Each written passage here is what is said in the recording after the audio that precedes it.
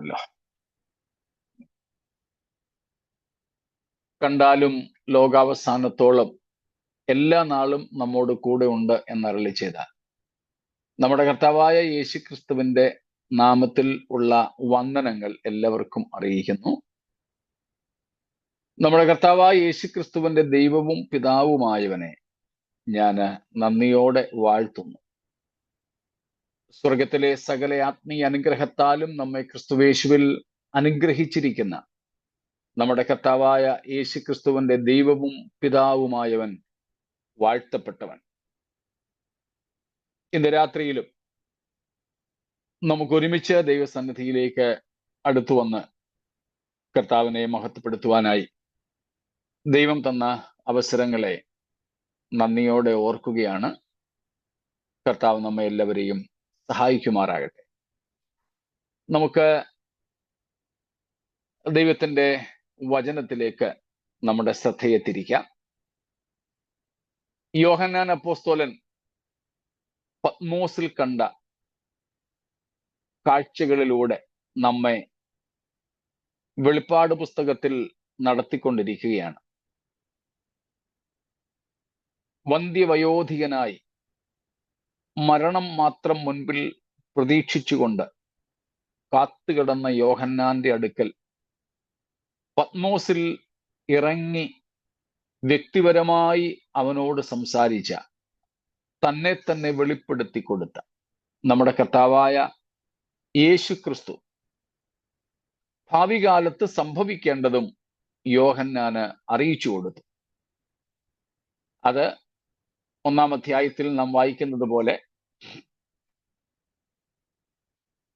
തൻ്റെ ദൂതനെ അയച്ച് തൻ്റെ ദാസനായ യോഹന്നാന് അത് പ്രദർശിപ്പിച്ചു.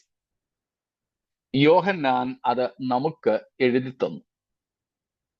നമുക്ക് അതിൻ്റെ അർത്ഥങ്ങൾ ഗ്രഹിക്കുവാൻ ഭാഗ്യം തരുന്നു.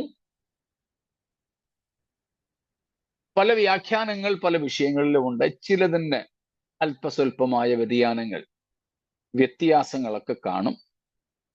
അത് നിത്യതയെ ബാധിക്കുന്ന തരത്തിൽ ഉള്ളത് അല്ലാത്തത് കൊണ്ട് അതിനെ കാര്യമായിട്ട് ആ വ്യത്യാസങ്ങളെ എടുക്കേണ്ടതില്ല. അതായത് നമ്മൾ വെളിപ്പാട് പുസ്തകത്തിൽ തന്നെ കണ്ടുവരുന്ന പല ഭാഗങ്ങളെ വ്യാഖ്യാനിക്കുമ്പോൾ ഒരാളിൻ്റെ വ്യാഖ്യാനം മറ്റൊരാളിൻ്റെതിൽ നിന്ന് വ്യത്യസ്തമാകാൻ സാധ്യതയുണ്ട്. ബൈബിൾ ഇന്നതാണെന്ന് പറഞ്ഞിട്ടില്ലാത്ത കാര്യങ്ങളെ വ്യാഖ്യാനിക്കുമ്പോഴാണ് അങ്ങനെയുള്ള വ്യത്യാസം ഉണ്ടാവുക. ഇന്നതെന്ന് വ്യക്തതയോടെ പറഞ്ഞിട്ടുള്ളത് അങ്ങനെ തന്നെ നമുക്ക് മനസ്സിലാക്കണം. അല്ലെങ്കിൽ അത് പാപമാണ്, അത് നമ്മുടെ നിത്യതയെ ബാധിക്കുന്നതുമായിരിക്കും. എന്നാൽ ബൈബിൾ വ്യക്തതയോടെ പറഞ്ഞിട്ടില്ലാത്തത്, ഉദാഹരണത്തിന് 11-ാം അധ്യായത്തിലെ 2 സാക്ഷികൾ, നമുക്കറിഞ്ഞുകൂടാ ആരാണെന്ന്. വ്യാഖ്യാനം പലതരത്തിലുണ്ട്, ഒരു കുഴപ്പമില്ല. 12-ാം അധ്യായത്തിലെ സൂര്യനെ അണിഞ്ഞ സ്ത്രീ, അവിടുത്തെ ആൺകുട്ടി, അതിനെക്കുറിച്ചും വ്യത്യസ്ത വ്യാഖ്യാനങ്ങളുണ്ട്. ഇപ്പം ആ വ്യാഖ്യാനങ്ങളൊക്കെ അങ്ങോട്ടോ ഇങ്ങോട്ടോ മാറി എന്ന് കരുതി അത് നമ്മുടെ രക്ഷയെ ബാധിക്കുന്നതല്ല. അതുകൊണ്ട് അതൊന്നും അത്ര ഗൗരവമായി നാം കാണേണ്ടതില്ല എന്ന് മാത്രം. എന്നാൽ വേദപുസ്തകത്തിന്റെ മറ്റ് ഭാഗങ്ങളോട് ഏറ്റവും അടുത്ത് നിൽക്കുന്ന വ്യാഖ്യാനങ്ങൾ നാം സ്വീകരിക്കുക എന്ന ഒരു പൊതുതത്വമാണ് നമുക്കവിടെ സ്വീകരിക്കേണ്ടത്. അങ്ങനെയുള്ള കാര്യങ്ങൾ പലതും ഉണ്ട്. എന്നാൽ ഇപ്പോൾ നമ്മളായിരിക്കുന്ന 17-ാമത്തെ അധ്യായം, അത് വ്യക്തതയോടെ നമുക്ക് മനസ്സിലാക്കാനായിട്ട് സാധിക്കും. അത് ബാബിലോണ്യ മതത്തെ സംബന്ധിക്കുന്ന കാര്യമാണ്. സ്ഥലം ബാബിലോൺ അല്ല, പക്ഷേ വ്യവസ്ഥിതി ബാബിലോണ്യമാണ്. ആവർത്തിക്കുന്നു, the place is not Babylon, but the system is Babylonian. അതുകൊണ്ടാണ് നാം 17-ാമത്തെ അധ്യായത്തെ ബാബിലോണ്യ മതമെന്നോ ലോകമതമെന്നോ ഒക്കെ വിളിക്കുന്നത്. അപ്പോൾ കർത്താവായ യേശു ക്രിസ്തു മധ്യ ആകാശത്തിൽ വന്ന്, മധ്യാകാശം എന്ന പ്രയോഗം ബൈബിളിൽ ഇല്ല, ആകാശത്തിൽ മേഘങ്ങളിൽ എന്ന പ്രയോഗമാണ് ഉള്ളത്. പ്രസംഗകരുടെയും പാട്ടുകാരുടെയും ഭാഷയാണ് മധ്യാകാശം. പറഞ്ഞ് നമ്മളങ്ങ് ശീലിച്ചത് കൊണ്ട് ആ പദം ഉപയോഗിക്കുന്നതേ ഉള്ളൂ. മധ്യാകാശത്തിൽ വന്ന് സഭയെ ചേർത്തനന്തരം ഈ ഭൂമിയിൽ ഒരു ലോകമതം രൂപീകരിക്കപ്പെടും. അതിന് ചുക്കാൻ പിടിക്കുന്നത് എതിർക്രിസ്തു എന്ന അവസാനത്തെ ലോക ഭരണാധികാരി ആയിരിക്കും.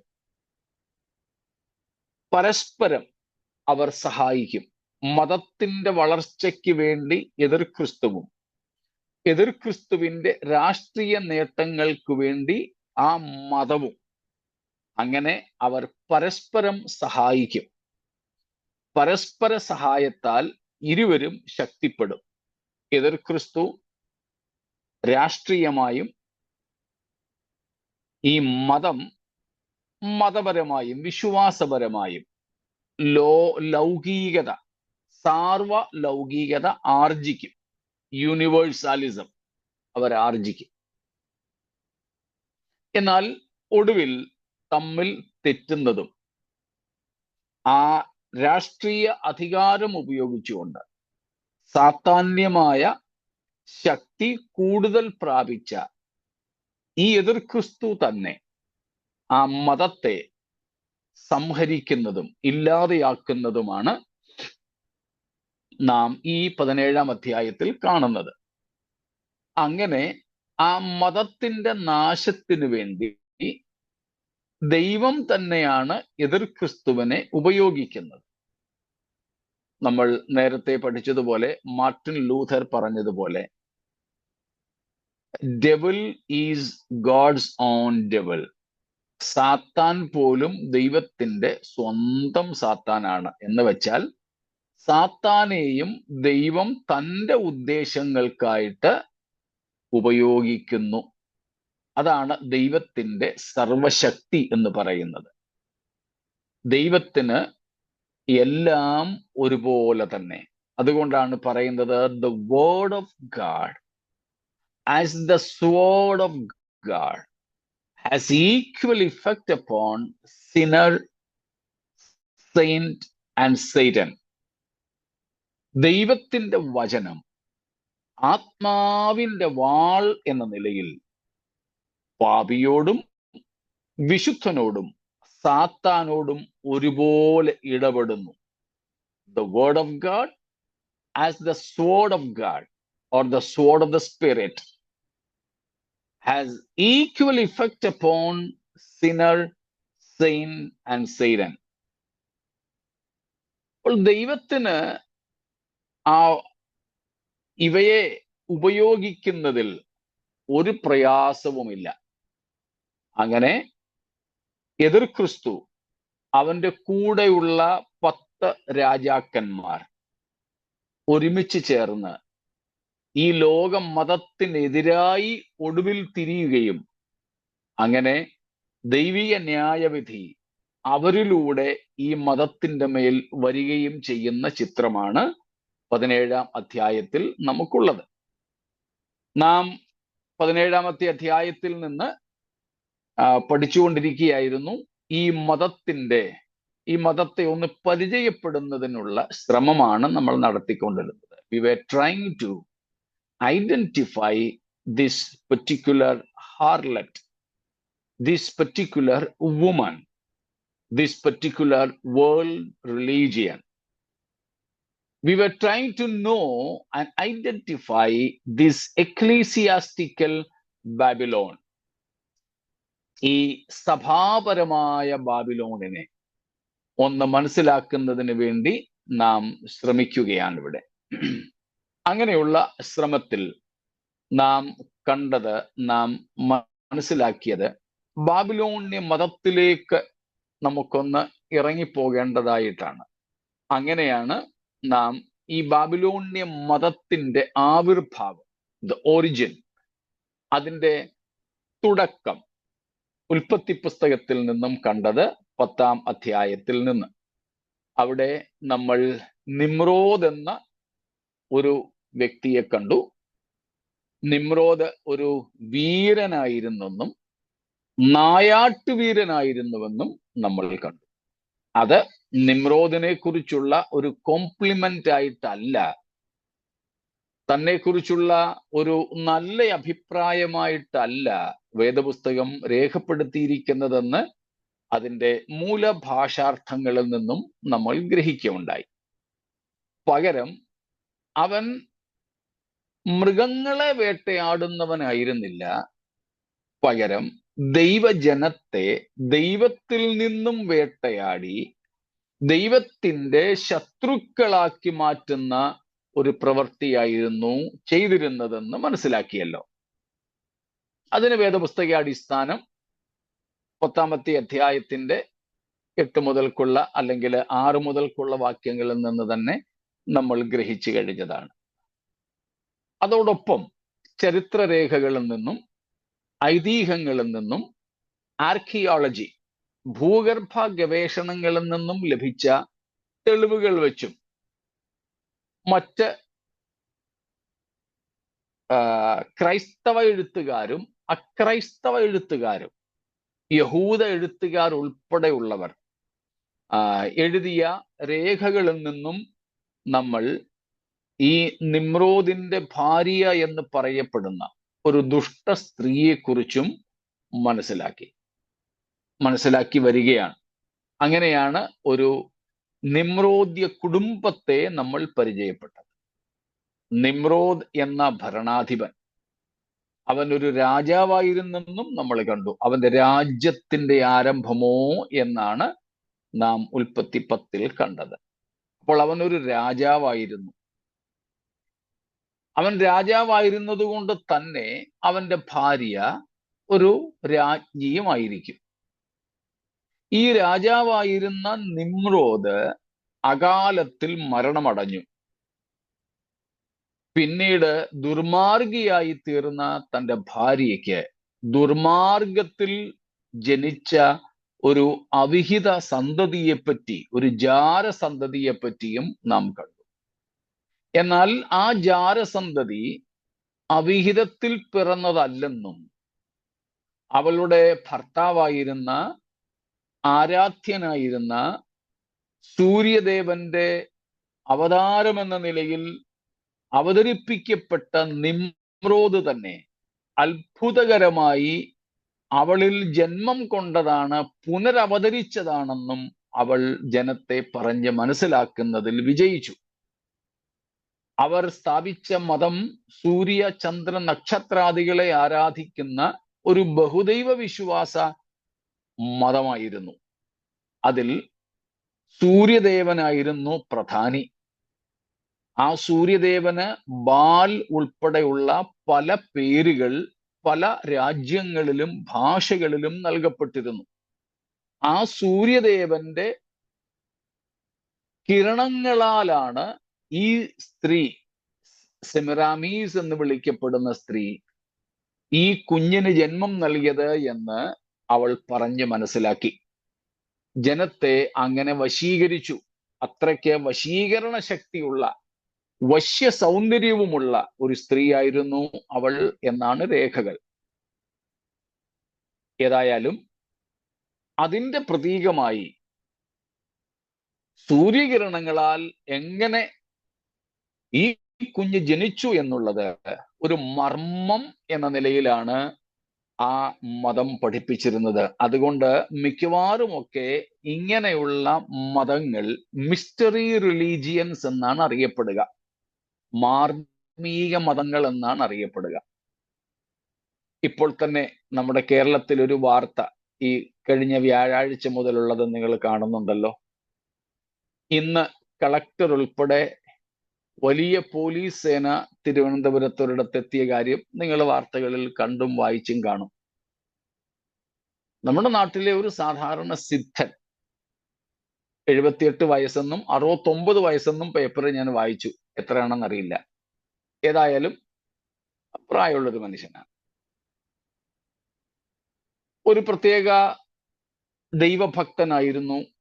അതുകൊണ്ട് ആ ദൈവത്തിന്റെ പേരിലുള്ള ക്ഷേത്രം പണിയിച്ച് അവിടുത്തെ പൂജാരിയായിരുന്നു. ഏതായാലും അദ്ദേഹം മരിച്ചെന്നും ഇല്ല, സമാധിക്കിരുത്തിയെന്നും ഉള്ള വാർത്തകളാണ് പുറത്തു വരുന്നത്. അദ്ദേഹം തന്നെ പറഞ്ഞതനുസരിച്ച് അദ്ദേഹത്തിന് നേരെ ദൈവത്തിന്റെ അടുക്കൽ പോകണം. അതുകൊണ്ട് തന്റെ മരണ വാർത്ത ആരോടും പറയരുത്, തന്റെ ശവത്തെ ആരും കാണാൻ അനുവദിക്കരുത് എന്നൊക്കെ പറഞ്ഞ് വീടിനടുത്ത് തന്നെ ഉണ്ടാക്കിയ ഒരു കോൺക്രീറ്റ് പുരയ്ക്കകത്ത് അദ്ദേഹത്തെ സമാധിക്കിരുത്തി ഫുൾ കോൺക്രീറ്റ് ചെയ്തുകൊണ്ട് മറച്ചെന്നാണ് വാർത്ത. ഏതായാലും സർക്കാർ ഇടപെട്ട് ആ കോൺക്രീറ്റ് സമാധി പൊളിക്കാൻ വേണ്ടിയായി ഇന്ന് രാവിലെ മുതൽ പോലീസും കളക്ടറും ഉൾപ്പെടെല്ലാം ചെന്നത്. പക്ഷെ നടന്നില്ല. ഇന്ന് പൊളിക്കാതെ വൈകുന്നവരെ എന്ന് തോന്നുന്നു വിഷയങ്ങളൊക്കെ ആക്കിയിട്ട് പോയി. ഒരു മർമ്മം ആരോടും പറയരുത്, രഹസ്യം എന്ന നിലയിൽ ഇന്നും നമ്മുടെ ഇടയിൽ പലതുമുണ്ട്. അതിലൊന്നാണ് ലേറ്റസ്റ്റ് ആയിട്ടുള്ള ഏറ്റവും പുതിയ ഒന്ന് എൻ്റെ അറിവിൽപ്പെട്ടത് നിങ്ങളോട് പറഞ്ഞത്. ഒരു സാധാരണക്കാരനായ മനുഷ്യൻ സിദ്ധൻ എന്ന നിലയിൽ താടിയും മുടിയൊക്കെ വളർത്തി ജീവിച്ചു. അദ്ദേഹം വിശ്വസിച്ചിരുന്ന വിശ്വാസമനുസരിച്ച് പൂജകളും കാര്യങ്ങളും ഒക്കെ നടത്തി. അതിനൊക്കെ നമ്മുടെ രാജ്യത്ത് സ്വാതന്ത്ര്യമുണ്ട്. എനിക്ക് ഓർമ്മയുണ്ട്, ഞാൻ സ്കൂളിൽ കൊച്ചു ക്ലാസ്സുകളിൽ പഠിക്കുന്ന സമയത്ത് ഞങ്ങള് പിള്ളേരെല്ലാം കൂടി ഇങ്ങനെ നടന്നു പോകുമ്പോൾ ഞങ്ങൾ പോകുന്ന വഴിക്ക് ഒരു സിദ്ധൻ താമസം ഉണ്ടായിരുന്നു. മുടിയൊക്കെ ജട പിടിച്ച് താടിയൊക്കെ വളർത്തി ചെവിയപ്പുറകിൽ പൂവൊക്കെ വെച്ചപ്പോഴും ഇരിക്കുന്ന. അപ്പൊ ഞങ്ങൾ പോകുന്ന വഴിക്ക് ചോദിക്കും, സിദ്ധ ഇന്ന് എനിക്ക് അടി കൊള്ളുവോ? അപ്പൊ സിദ്ധൻ പറയും, ഇല്ല, ഇന്ന് അടി കൊള്ളത്തില്ല. ഞങ്ങൾക്ക് ഭയങ്കര സന്തോഷമായിരുന്നു. ഈ പരീക്ഷ ഉള്ളപ്പോൾ ഞങ്ങൾ പോവും സിദ്ധന്റെ അടുത്ത്. ഞങ്ങൾ പോകുന്ന വഴിക്കാ സിദ്ധന്റെ വീട്, ഞങ്ങളുടെ അയൽവക്കത്താ. സിദ്ധ ഞങ്ങൾ പരീക്ഷ ജയിക്കുവോ? പിന്നെ സിദ്ധൻ ആരോടും പിണങ്ങത്തൊന്നുമില്ല. അദ്ദേഹം എല്ലാരോടും പോസിറ്റീവായ ഉത്തരമേ പറയത്തുള്ളൂ. അടികൊള്ളത്തില്ല, ജയിക്കും. ഞങ്ങൾക്ക് വലിയ സന്തോഷമായിരുന്നു.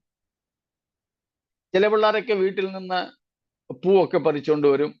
ജയിക്കുമെന്നൊക്കെ പറയുമ്പം സിദ്ധന് കൊടുക്കും. സിദ്ധന് അതൊക്കെ മേടിച്ചു വെക്കും. അതിനൊക്കെ ശേഷം അങ്ങനെ സിദ്ധനെന്ന് കേട്ടിട്ടില്ല. പിന്നെ ഇപ്പോഴാണ് ഞാൻ പേപ്പറിൽ വായിക്കുന്നത് സിദ്ധൻ. മാർമിക മതങ്ങൾ ലോകത്തിൽ ധാരാളം ഉണ്ട്. അതിനകത്ത് എന്ത് നടക്കുന്നു എന്ന് എല്ലാവർക്കും ഒന്നും അറിയില്ല. പുറത്തുനിന്നുള്ള പലർക്കും അറിഞ്ഞുകൂടാത്ത പലതും പല മതങ്ങളിലും ഉണ്ട്. അവയെല്ലാം വിളിക്കുന്ന പേര് മിസ്റ്ററി റിലീജിയൻസ്. അവരുടെ ദൈവങ്ങളെക്കുറിച്ചോ അവിടുത്തെ ആരാധനാ രീതികളെക്കുറിച്ചോ അതിനകത്ത് നടക്കുന്ന മറ്റ് ഇടപാടുകളെക്കുറിച്ചോ ഒന്നും അതിൽ സംബന്ധിക്കുന്നവർക്ക് പോലും അറിയില്ല. പറയുന്നത് ഇതൊക്കെ മർമ്മമാണെന്ന. മർമ്മം എല്ലാവർക്കും ഒന്നും അറിയില്ല. നമ്മുടെയൊക്കെ ഭാഷയിൽ പറഞ്ഞാൽ ആത്മതലത്തിലേക്ക് ഇറങ്ങിയെങ്കിലേ, ആത്മതലം തുറന്നു കിട്ടിയെങ്കിലേ ഇതൊക്കെ അറിയൂ. ഇതും ഏതാണ്ടൊരു തരം മർമ്മമാണ്. മനസ്സിലാവുന്നുണ്ടല്ലോ?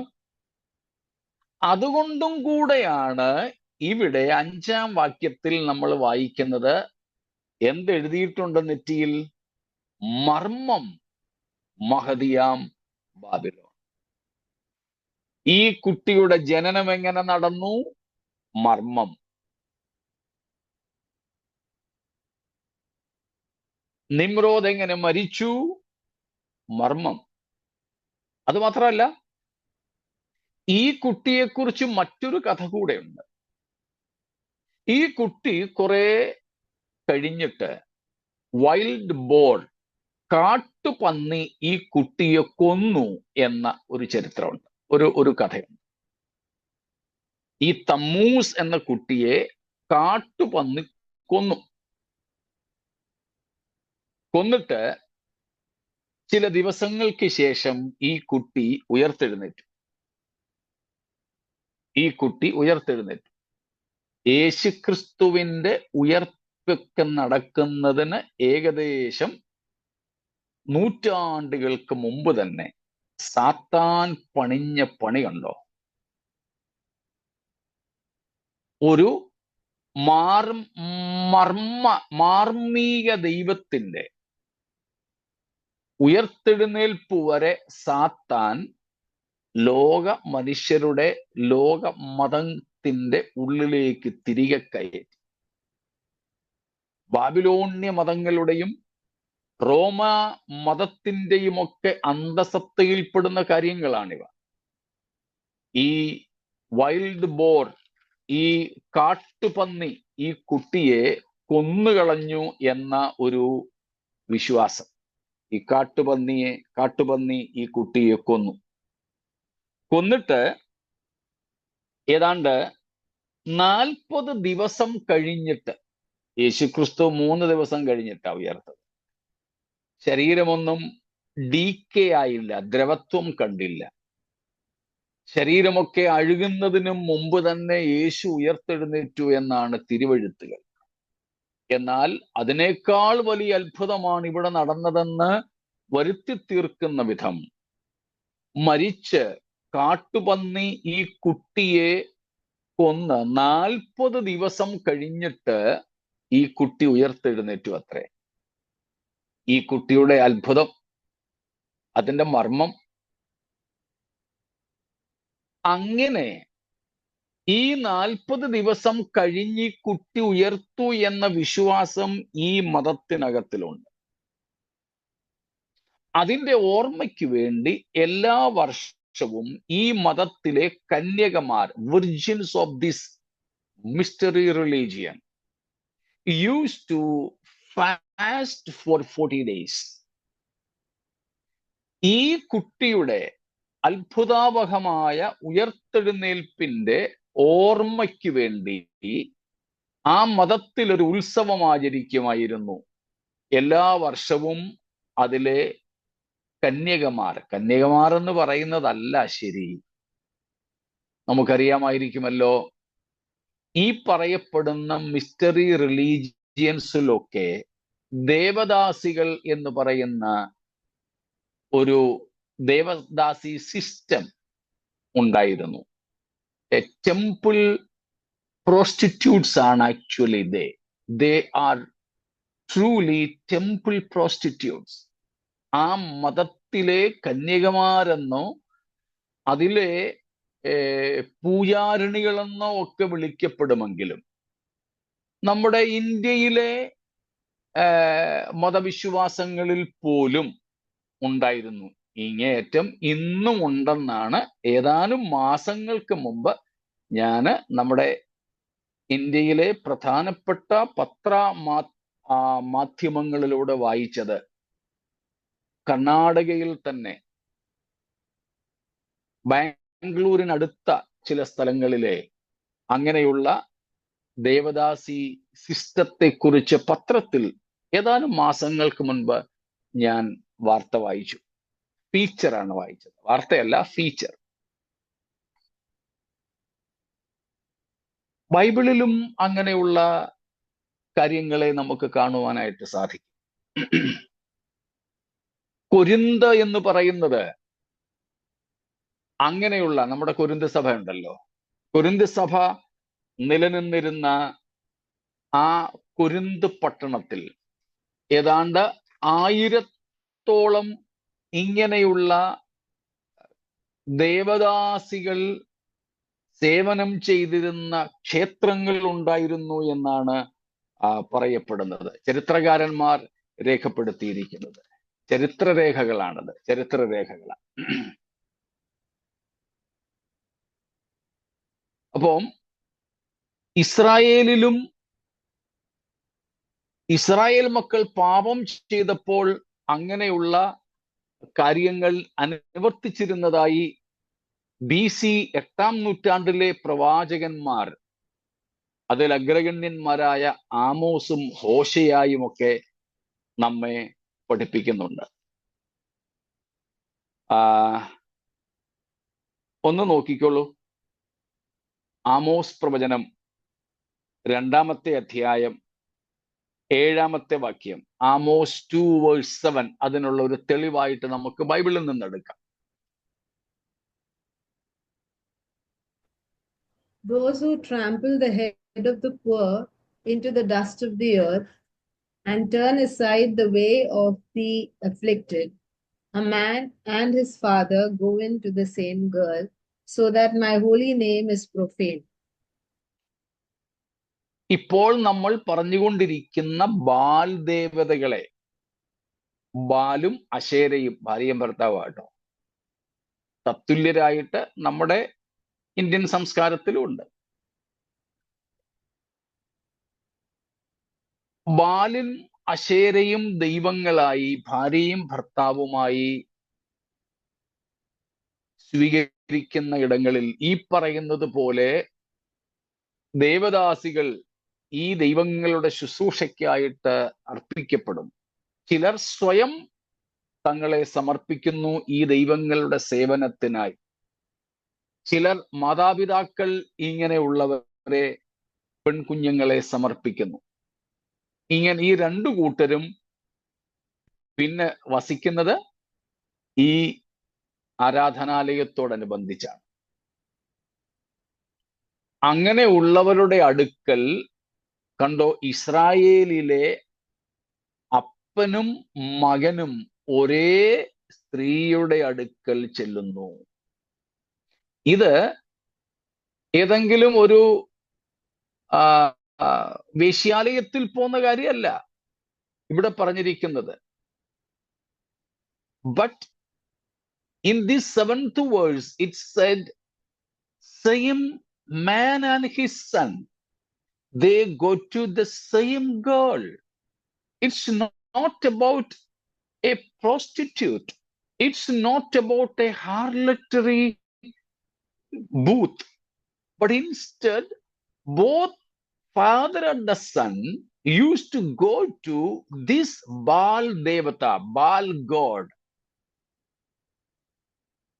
and having relationship as part of the rites, rituals of worship. Both daddy and son used to go to the same temple girls, temple prostitutes. ഇവിടെ പറഞ്ഞിരിക്കുന്നത് ഏതെങ്കിലും ദുർമാർഗ അവസ്ഥയിലേക്ക് ഇവർ പോകുന്നതിനെ കുറിച്ചല്ല. പകരം ബാൽ ദൈവത്തിന്റെ ആരാധനയുടെ ഭാഗമായി ദൈവത്തെ പ്രസാദിപ്പിക്കുവാൻ അവരുടെ ആരാധനാ കർമ്മത്തിന്റെ ഭാഗമായി അവർക്ക് ഈ ദേവാലയ സ്ത്രീകളുമായി പരസംഗം ചെയ്യേണ്ടി വന്നിരുന്നു. അതാണ് ഇവിടുത്തെ പരാമർശം. കൂടെ വരുന്നുണ്ടല്ലോ. ഈ സിസ്റ്റം എന്ന് തുടങ്ങി ഈ വ്യവസ്ഥിതി ബാബിലോണ്യ മതത്തിന്റെ തുടക്കത്തിൽ. അങ്ങനെയുള്ള സ്ത്രീകളാണ് ഈ തമ്മൂസ് എന്ന കുട്ടിയുടെ മരണശേഷം 40 ദിവസത്തിന് ശേഷമുള്ള ഉയർപ്പിന്റെ ഓർമ്മയ്ക്ക് വേണ്ടി 40 ദിവസം ഉപവസിക്കുമായിരുന്നത്. 40 ദിവസം ഉപവസിച്ചതിന് ശേഷം 40ാമത്തെ നാളിൽ അവര് ഭയങ്കര ആഘോഷ.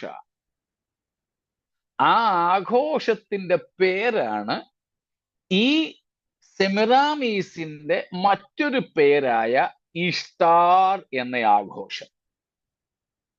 ഈ സെമിറാമീസിന്റെ മറ്റൊരു പേരായ ഇഷ്ടാർ നമ്മൾ കണ്ടിരുന്നല്ലോ. അവളുടെ പേര് പല സ്ഥലങ്ങളിൽ പല നിലകളിലുള്ളതായിട്ട് ഇഷ്ടാർ ദേവത എന്ന് നമ്മൾ കണ്ടിരുന്നു. അപ്പം അങ്ങനെ ആ ഉത്സവത്തിന് അവരിട്ട പേരാണ് ഈസ്റ്റാർ. അങ്ങനെ ഈസ്റ്റാർ എന്ന നിലയിൽ ഒരു ഉത്സവം അവർ ആചരിച്ചിരുന്നു. ഒരു ഉത്സവം ആചരിച്ചിരുന്നു. എന്നിട്ട് അവർ ചെയ്തത് അന്നേ ദിവസം നിറമുള്ള, അതായത് പെയിന്റ് അടിച്ച നിറമുള്ള മുട്ടകൾ, colored eggs, they used to exchange and they used to eat as part of this feast. അതിന്റെ അർത്ഥം എന്താണെന്ന് എനിക്ക് അറിഞ്ഞുകൂടാ. നിറമടിച്ച മുട്ടകൾ ഇവർ കൈമാറുകയും തിന്നുകയും ചെയ്യുമായിരുന്നു. മാത്രമല്ല, ഇവൻ ഉയർത്തെഴുന്നേറ്റ് നിത്യം ജീവിക്കുന്നവൻ എന്ന അർത്ഥത്തിൽ evergreen trees were planted and were decorated or used in this feast. നമ്മുടെയൊക്കെ കൂട്ടത്തില് എന്തിനോടെങ്കിലും ഒക്കെ സാമ്യം തോന്നുന്നെങ്കിൽ ഒരു തെറ്റുമില്ല കേട്ടോ. എവർഗ്രീൻ ട്രീകൾ, എവർഗ്രീൻ ചെടികൾ ഈ ഉത്സവത്തിൽ ഈ ദൈവത്തിന്റെ നിത്യത്വത്തിന്റെ പ്രതീകമായി ആചരിക്കപ്പെട്ടിരുന്നു. സ്തോത്രം. പിന്നെ hot cakes were baked and eaten. നല്ല ചൂടുള്ള ഫ്രഷ് കേക്ക്. ഇനി ഇന്നത്തെ പോലെയുള്ള കേക്കുകളാണോ എന്ന് എനിക്കറിയില്ല. ഇനി അതിനെ ബ്രെഡ് എന്ന നിലയിൽ അങ്ങ് ചിന്തിച്ചാലും കുഴപ്പമില്ല. ഇന്നത്തെ ഭാഷയിൽ കേക്ക് എന്ന് തന്നെ പറയാം. എന്നിട്ട് അതിൽ ടി എന്ന അക്ഷരവും എഴുതുമായിരുന്നു. ടി, തമ്മൂസിനെ കുറിക്കുന്ന ടി എഴുതുമായിരുന്നു. ഇത് വെറുതെ പറയുന്നതാണെന്ന് കരുതരുത്. വെറും ഒരു ഐതിഹ്യത്തിൽ നിന്ന് നമ്മൾ എടുത്തു പറയുകയല്ല, അല്ലെങ്കിൽ ഏതെങ്കിലും ഒരു ക്രൈസ്തവ വിഭാഗത്തെ താറടിക്കാനോ അല്ലെങ്കിൽ ഏതെങ്കിലും മതത്തെ താറടിക്കാനോ ഒന്നുമായിട്ട് പറയുകയല്ല. ബൈബിളിൽ ഒന്ന് നോക്കിക്കോളൂ.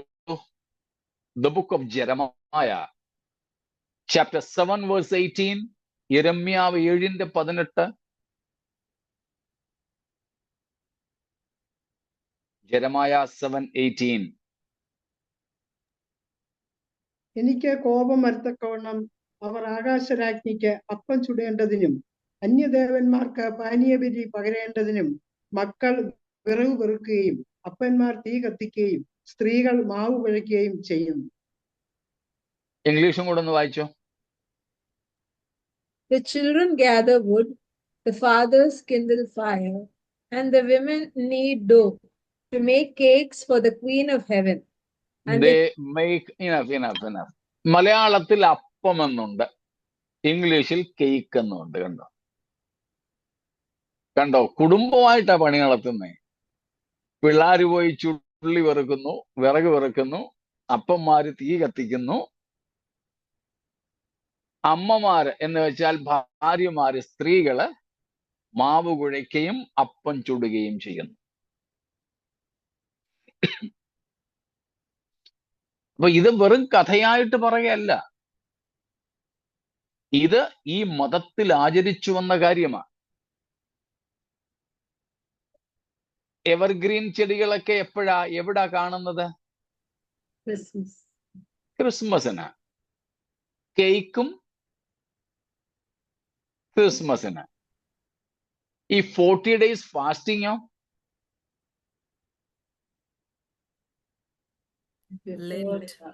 ലെന്റ് സമയത്താ. ഈസ്റ്റർ.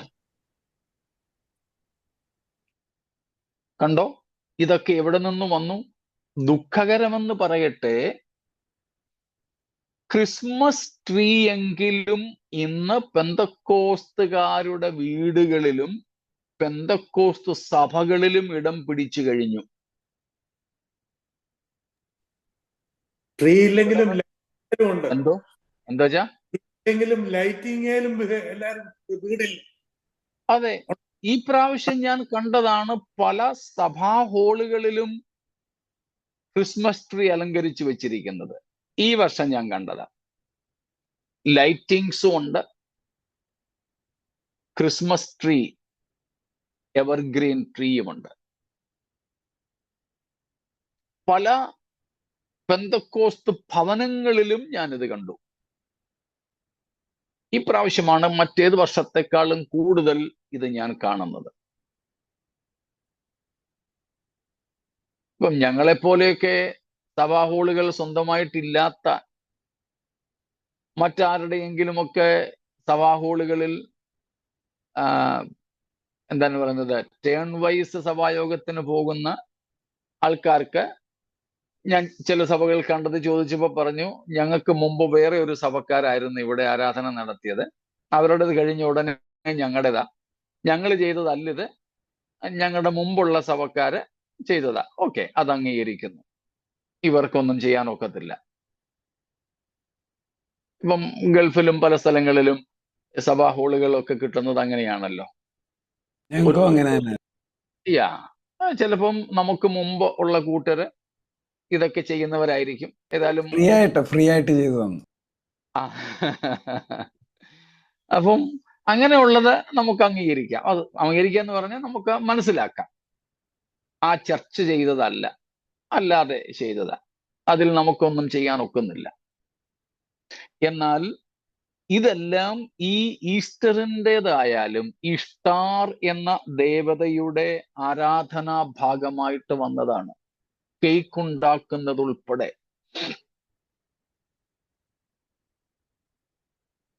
തീർന്നില്ല, ബൈബിളിൽ ഇനിയുമുണ്ട്. യെരമ്യാവ് തന്നെ 44-ാമത്തെ അധ്യായം 15 തൊട്ടൊന്ന് വായിച്ചേ. 44, ജെറമായ വേഴ്സസ് ഫ്രം 15, 15 തൊട്ട്. And all the men who knew that their wives had made offerings to other gods, and all the women who stood by, a great assembly, all the people who lived in Patros in the land of Egypt, answered Jeremiah, "As for the word that you have spoken to us in the name of the Lord, we will not listen to you, but we will do everything that we have vowed, make offerings to the Queen of Heaven, and pour out drink offerings to her, as we did, both we and our fathers, our kings and our officials, in the cities of Judah and in the cities of Jerusalem. For then we had plenty of food and prospered and saw no disaster." 25, 25.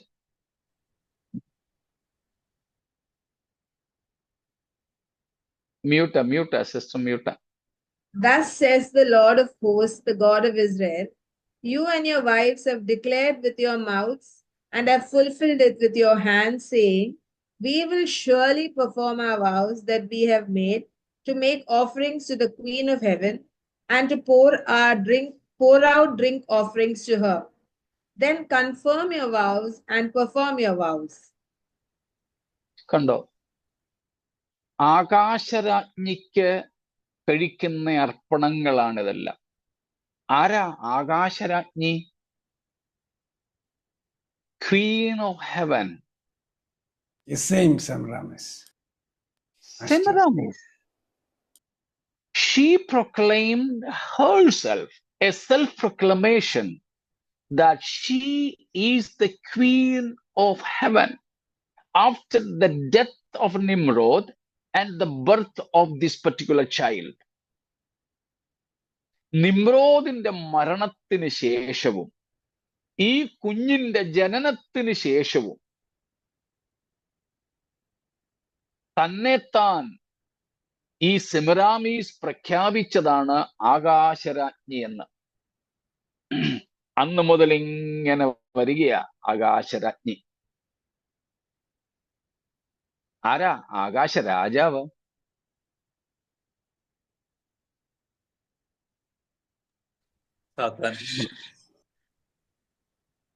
സ്തോത്രം. സാത്താൻ. Ephesians 2:2, എഫേസ്യർ 2:2.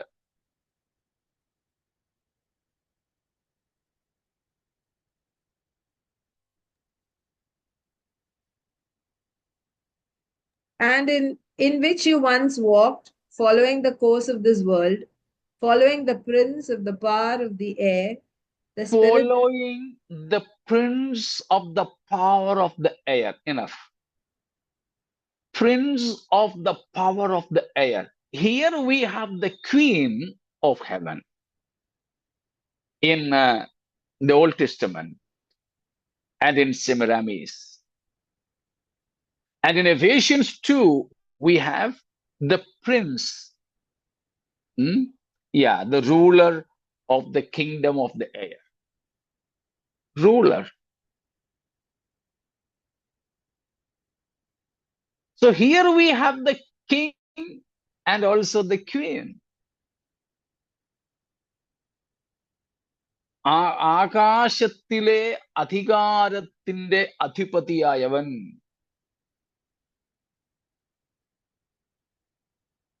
അവന്റെ ഭാര്യയായിട്ട് അണിഞ്ഞൊരുങ്ങിയിരിക്കുന്നവളാണ് ഈ സെമിറാമീസ്. ഇത് കേവലം മിത്സിൽ നിന്ന് നമ്മൾ എടുക്കുന്നതല്ല. ചിലപ്പോൾ ഇതിൽ ചിലതൊക്കെ അഡീഷൻസ് കാണുമായിരിക്കും, നമ്മളത് നിരാകരിക്കുന്നില്ല. പക്ഷേ these things we have biblical support as well as historical and archaeological supports. സ്തോത്രം. ന്യൂ ടെസ്റ്റമെന്റ് റെഫറൻസ് എന്തിനു വേണ്ടിയാ? ആകാശരാജ്ഞിക്കോ? ഈ പറഞ്ഞ വിഷയങ്ങൾക്ക് വേണ്ടി ഇല്ല.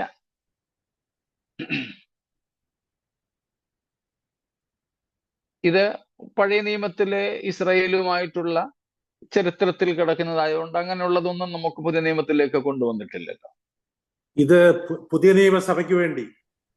അതെ.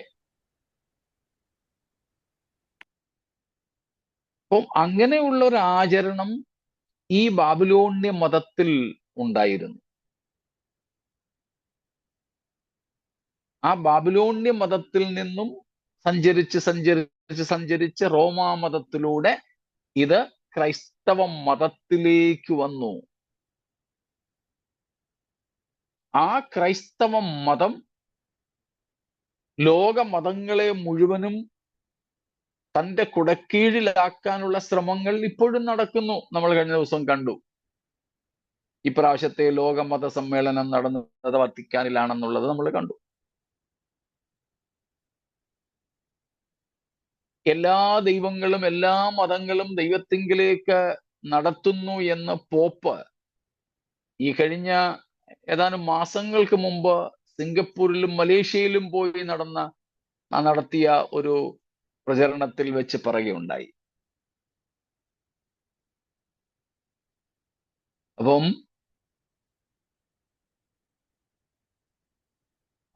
നമ്മുടെ സീക്കോ ബ്രദറിന്റെ ഒക്കെ അടുത്ത് ഒരു എന്താണ് പറയുന്നത് അമ്പലപ്പള്ളി ഉണ്ടെന്ന് കഴിഞ്ഞ ദിവസം പറഞ്ഞു. അതിന്റെ കുറെ ഭാഗം അമ്പലം പോലെയായിരിക്കുന്നത്. അപ്പം മതസൗഹാർദ്ദത്തിന്റെ ഭാഗമായിട്ട് ഇങ്ങനെയൊക്കെ ചെയ്യുന്നു.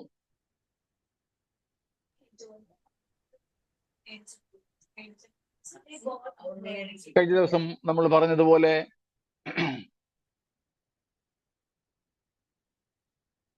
മതസൗഹാർദ്ദം എന്ന് പറയുന്നത് കോംപ്രമൈസ് ഓഫ് ഫെയ്ത്ത് അല്ല.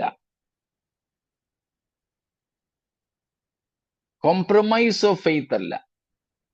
accepting or respecting people of other religions without any discernment. അവരെയും മനുഷ്യരായി നമ്മൾ കാണുകയും ബഹുമാനിക്കുകയും ചെയ്യുന്നു. ഒരുവൻ മറ്റൊരു മതത്തിലെ വിശ്വാസിയാണെന്ന് കരുതി അവനെ നിരസിക്കുകയോ അല്ലെങ്കിൽ തരം താഴ്ത്തുകയോ പിണങ്ങുകയോ സഹകരിക്കാതിരിക്കുകയോ ഒന്നും ചെയ്യരുത്. അത് മതസൗഹാർദ്ദമല്ല. നമ്മുടെ ആൾക്കാരെ മാത്രമേ നോ. മതസൗഹാർദ്ദം എന്ന് പറയുന്നത് മറ്റു മതങ്ങളിൽപ്പെട്ടവരെയും നമ്മൾ ബഹുമാനിക്കുക. അവർക്ക് അവരുടെ മതങ്ങൾ വിശ്വസിക്കാൻ സ്വാതന്ത്ര്യമുണ്ട്. അവരുടെ മതത്തിലെ കാര്യങ്ങൾ നമ്മളോട് പങ്കുവെക്കാൻ അവർക്ക് സ്വാതന്ത്ര്യമുണ്ട്. ഒരു പറയട്ടെ, മതസൗഹാർദ്ദം അതാണ്. അതല്ലാതെ നമ്മുടെ വിശ്വാസത്തെ ത്യജിച്ച്, അല്ലെങ്കിൽ അതും ഇതും ഒന്നാണെന്നുള്ള ഒരു നിലയിലേക്ക് വരുന്നത് മതസൗഹാർദ്ദത്തിന്റെ ഭാഗമല്ല. എവിടെ നാം ആയിരുന്നാലും സത്യവിശ്വാസത്തിന് വേണ്ടി നിലനിൽക്കുക എന്നതാണ് ദൈവം നമ്മെ പറ്റി ആഗ്രഹിക്കുന്നത്. No compromise in faith. നമ്മൾ സാധാരണ പറഞ്ഞിട്ടുള്ളത് പോലെ, നിങ്ങൾക്ക് ഓർമ്മ കാണുമായിരിക്കും, കുറെ നാളായി പറഞ്ഞിട്ട്, അതുകൊണ്ടൊന്ന് ആവർത്തിക്കാം. എ കോംപ്രമൈസിങ് ക്രിസ്ത്യൻ, ബാക്കി ഓർമ്മ കാണുമായിരിക്കും ചിലർക്കെങ്കിലും, can never ever be An overcoming Christian. an overcoming Christian, otherwise a conquering Christian. Yes. A compromising Christian can never ever be an overcoming or a conquering Christian. അനുരഞ്ജനം നടത്തുന്ന ക്രിസ്ത്യാനിക്ക് ഒരിക്കലും ജയാളിയായ ക്രിസ്ത്യാനിയാകുവാൻ കഴിയുകയില്ല.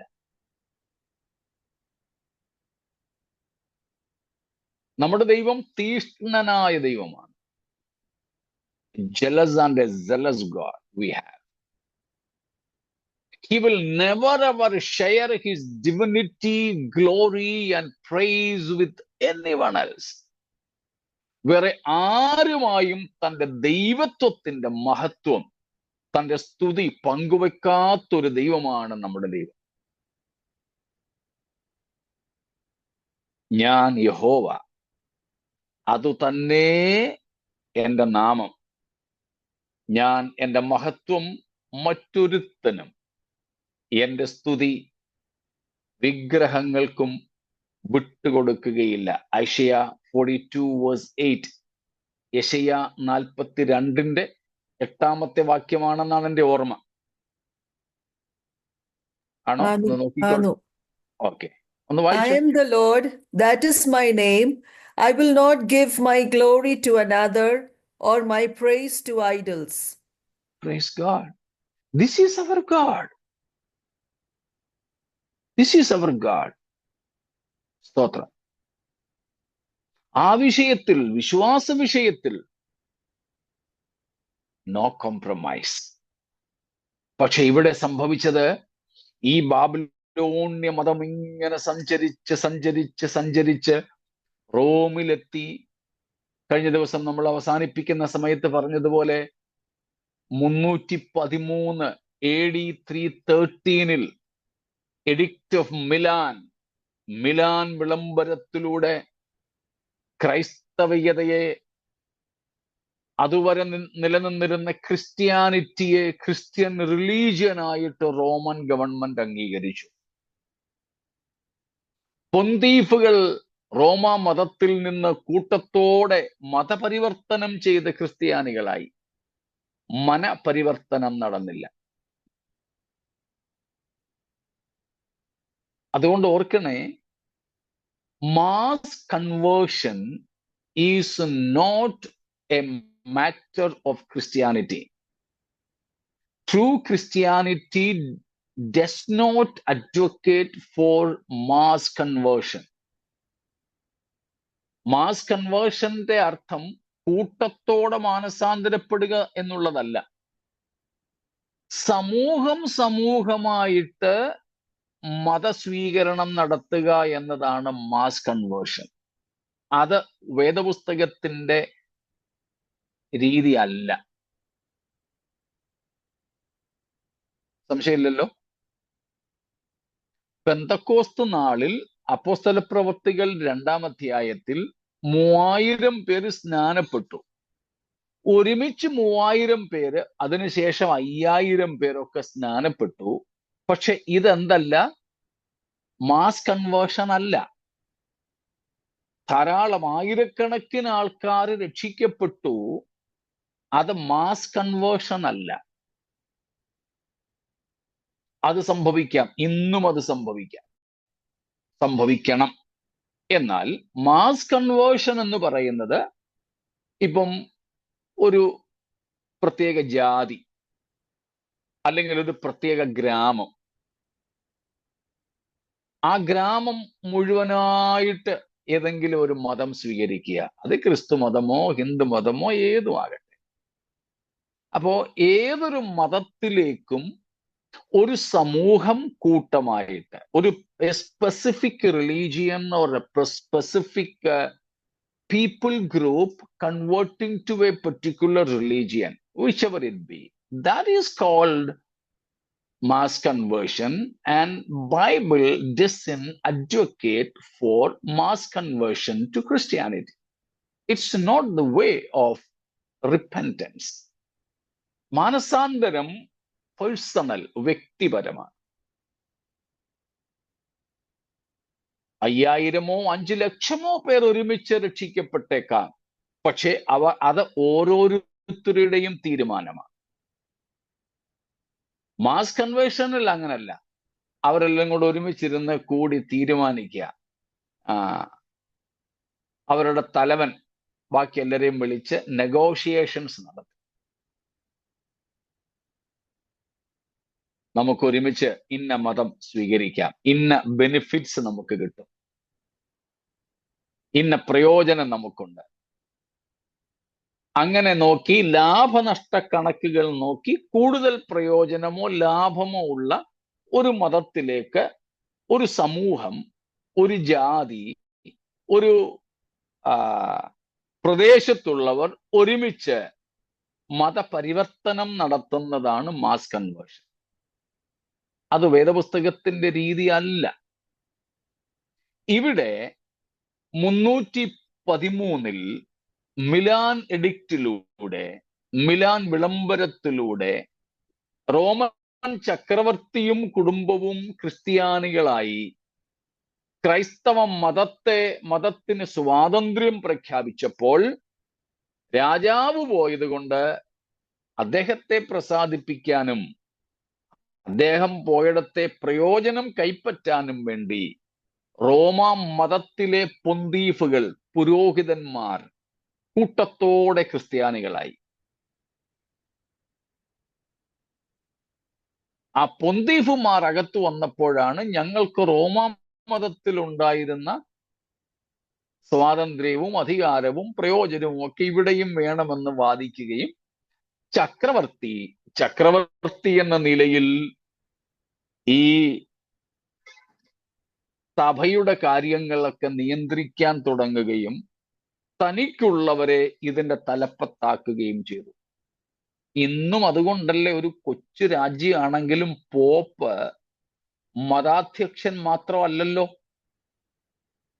രാഷ്ട്രീയ നേതാവും കൂടെയാ, ആ രാജ്യത്തിന്റെ ഭരണാധികാരിയാ.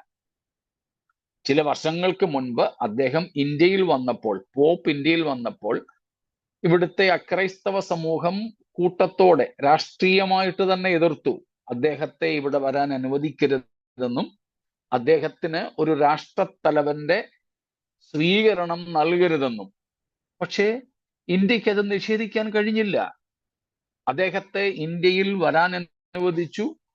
വന്നപ്പോൾ മറ്റ് രാഷ്ട്രത്തലവന്മാർ വരുന്ന സമയത്ത് എന്ത് ആദരവ് ലഭിക്കുമോ അതെല്ലാം ഔദ്യോഗികമായി കൊടുത്തു തന്നെ സ്വീകരിച്ചു. കാരണം അന്നും കേന്ദ്ര സർക്കാർ ഉൾപ്പെടെ ഉള്ളവർ പറഞ്ഞത് അദ്ദേഹം ഒരു മതാധ്യക്ഷൻ മാത്രമല്ല, അദ്ദേഹം ഒരു രാഷ്ട്രത്തലവൻ കൂടെയാണ്.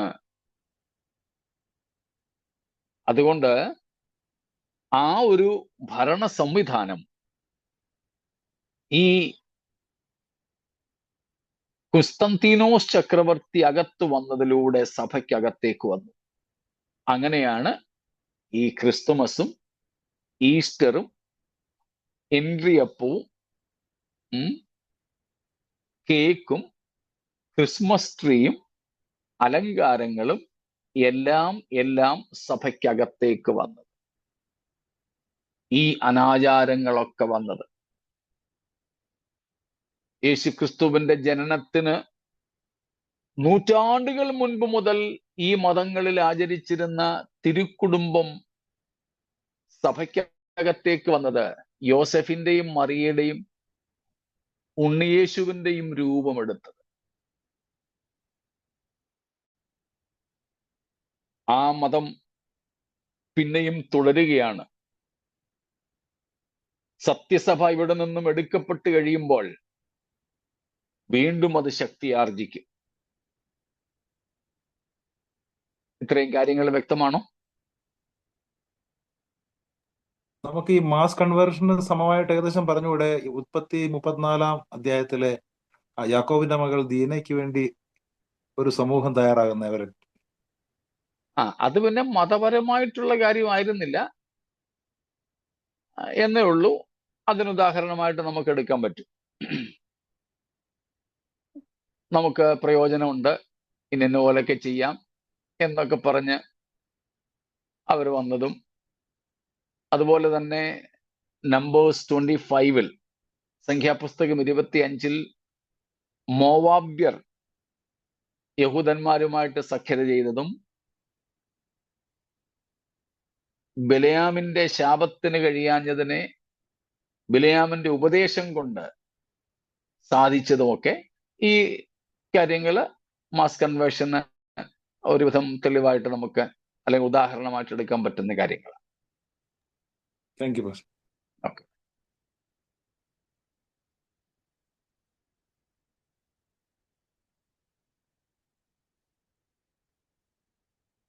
അതുകൊണ്ട് ദൈവമക്കൾ ഒരു തരത്തിലും ഈ നിലകളിലുള്ള കാര്യങ്ങൾ ആചരിക്കരുത്.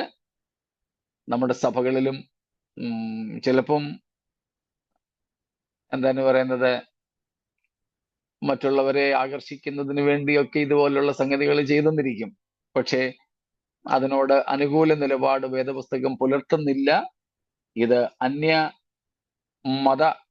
ബാബിലോണ്യ മതം, അന്യമതം എന്ന് പറഞ്ഞാൽ ഇന്നുള്ള മറ്റേതെങ്കിലും ഒരു മതത്തെക്കുറിച്ചല്ല, ബാബിലോണ്യ മതത്തിൽ നിന്നും വന്ന ദുഷിപ്പുകളാണ് എന്ന കാര്യം നമ്മൾ മനസ്സിലാക്കുക.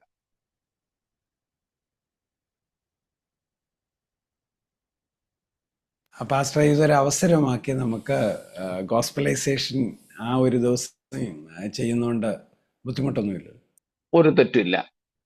പക്ഷെ അതിന് സാന്താക്ലോസും വേണ്ട, ക്രിസ്മസ് ട്രീയും വേണ്ട, ഉണ്ണിയേശുവും വേണ്ട, പുൽക്കൂടും വേണ്ട. ഇതൊന്നും ഇല്ലാതെ ഞാൻ ചെയ്തിട്ടുണ്ട്.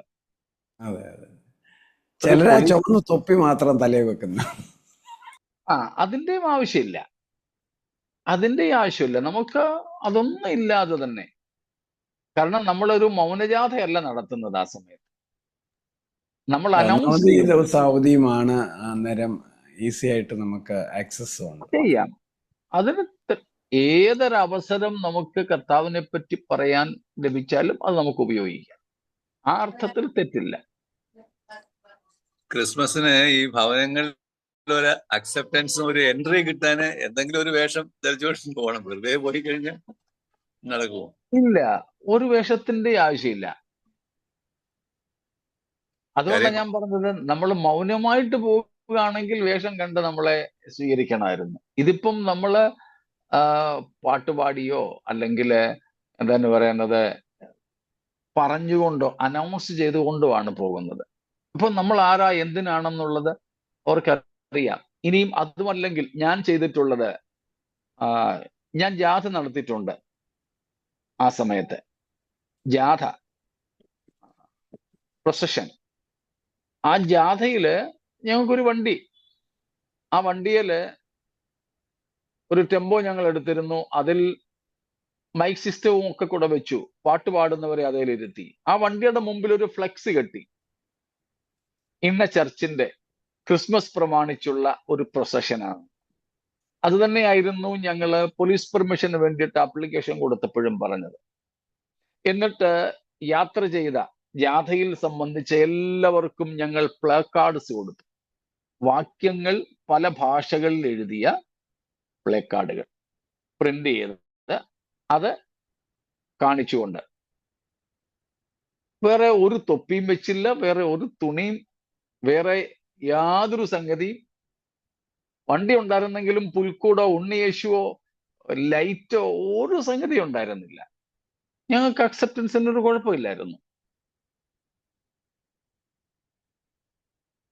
ഇങ്ങനെയുള്ള എന്തെങ്കിലുമൊക്കെ സംഗതികൾ വരുമ്പോഴാണ് പ്രശ്നങ്ങളാകുന്നത്. നമുക്ക് വേണ്ട, അതിന്റെ ആവശ്യമില്ല. ഇല്ലാതെ തന്നെ നമുക്ക് സന്ദേശം കൈമാറാം. ആ സമയത്ത് ചിലപ്പോൾ ആൾക്കാർ ചോദിച്ചേക്കാം, അന്നേരം കുറച്ചുകൂടെ കാര്യങ്ങൾ പറയാൻ എളുപ്പമാകും. സ്തോത്രം. സ്റ്റാറിന്റെ ആവശ്യമില്ല. No need of star also.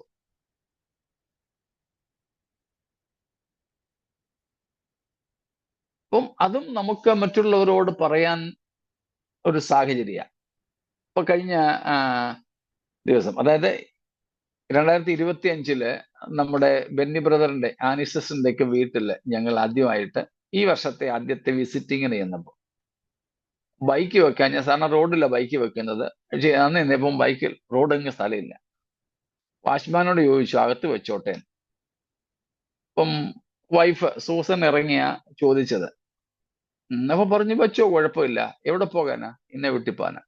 ഓ, അപ്പം ബെന്നിബ്രദറിന്റെ വീട്ടിൽ പോകാനാണെന്ന് മനസ്സിലായപ്പം വാച്ച്മാൻ പറഞ്ഞു ഹാപ്പി ക്രിസ്മസ്. സൂസൻ പറഞ്ഞു ഹാപ്പി ന്യൂ ഇയർ. ആഹാ, നിങ്ങളും ക്രിസ്മസിന് വിഷയത്തില്ലയോ? ഇല്ല. അതായിരിക്കും ഈ ബെന്നി സാറും ഞങ്ങളോട് ഹാപ്പി ക്രിസ്മസ് ഒന്നും പറയത്തില്ല. എന്നിട്ട് പറഞ്ഞു ക്രിസ്മസിന് എനിക്ക് ഗിഫ്റ്റ് പോലും തന്നില്ലെന്ന്. അപ്പൊ ഞങ്ങൾ പറഞ്ഞു ഞങ്ങള് ക്രിസ്മസ് ആചരിക്കുന്നവരോ ക്രിസ്മസിന് എന്തെങ്കിലും പ്രത്യേകിച്ച് ഗിഫ്റ്റ് അങ്ങനെ കൊടുക്കുന്നവരോ അങ്ങനൊന്നും ഉള്ളവരല്ല, അങ്ങനെയുള്ള ക്രിസ്ത്യൻസ് അല്ല. ആ സമയം കൊണ്ട് അങ്ങനെയുള്ളവരോടും നമുക്ക് കർത്താവിനെ പറ്റി പറയാൻ സാധിക്കും. ഇതൊന്നും ഇല്ലാതെ ചെന്നാലും അവർ ചോദിക്കും എന്താ ഇതൊന്നും ഇല്ലാത്ത, നമുക്ക് പറയാം. അപ്പൊ ഇതെല്ലാം നമുക്ക് കർത്താവിനെ പറ്റി പറയാനുള്ള അവസരങ്ങളാണ്.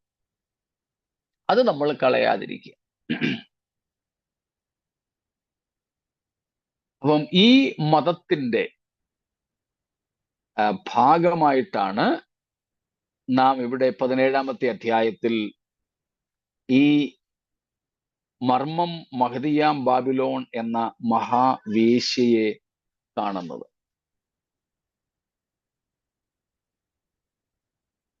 ഇത്രയും വ്യക്തമാണോ?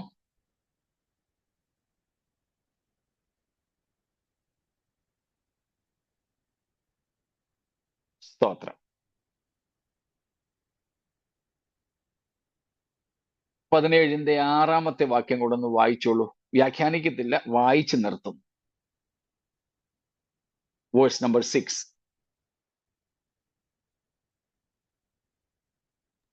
And I saw the woman drunk with the blood of the saints, the blood of the martyrs of Jesus.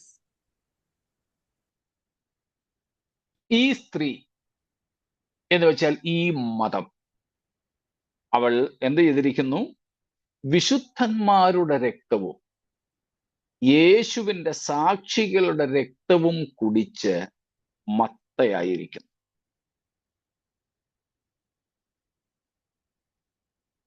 നമ്മളിപ്പോൾ പറഞ്ഞു വരുന്ന മതവും നഗരവും തന്നെ ഈ വേശ്യാസ്ത്രീ എന്ന് ഉറപ്പിക്കുന്ന ഒരു പ്രസ്താവനയാണത്. അതിലേക്ക് ഇനിയും നമ്മൾ കടന്നാൽ ഇന്ന് തീരത്തില്ലാത്തത് കൊണ്ട് അത് അടുത്ത ദിവസത്തേക്ക് കർത്താവിന്റെ വരവ് താമസിച്ചാൽ മാറ്റിവെക്കുന്നു.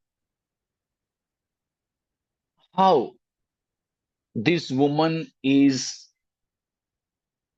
so much intoxicated with the blood of the saints and the witnesses of or the servants of Jesus. ഒറ്റ വാക്കിൽ റോമ നഗരത്തെ അല്ലെങ്കിൽ റോമൻ സാമ്രാജ്യത്തെ പോലെ ക്രൈസ്തവ പീഠ 1-ാം നൂറ്റാണ്ടിൽ അല്ലെങ്കിൽ യോഹന്നാൻ ഇത് കാണുന്ന സമയത്ത് അഴിച്ചുവിട്ട മറ്റൊരു സാമ്രാജ്യമില്ല. 2, റോമാസഭയെ പോലെ യഥാർത്ഥ ക്രിസ്തു ശിഷ്യരെ കൊന്നുമുടിച്ച വേറെ ഒരു മതവുമില്ല. അതാണ് 6-ാം വാക്യത്തിന്റെ അർത്ഥം. അല്പം കൂടെ വിശദീകരണം വേണം. അത് നമുക്ക് അടുത്ത ദിവസമാകാം എന്ന് കർത്താവിൽ ആശിക്കുന്നു.